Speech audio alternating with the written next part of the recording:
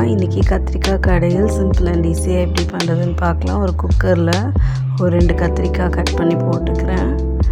அது கூடவே ஒரு 4-5 சின்ன வெங்காயம், ஒரு 4 பூண்டு, 3 பச்சை மிளகா,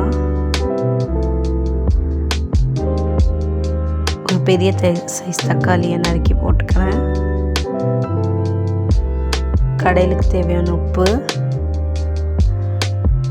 கொஞ்சம் மஞ்சள் பொடி, தேவையான அளவு தண்ணி ஆட் பண்ணி 2 விசில் மீடியம் ஃப்ளேமில் வச்சு எடுத்து நல்லா மசிச்சு எடுத்துக்கிறேன். அப்புறம் ஒரு எலுமிச்சைப்பழம் சைஸ் புளி எடுத்து ஊற்றிக்கிறேன்.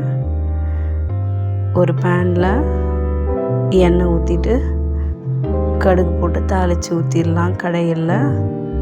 அவ்வளோதான். ஒரு 5 நிமிஷம் கொதிக்க விட்டு எடுத்தோன்னா கத்திரிக்காய் கடையில் சூப்பராக இருக்கும், ரெடி.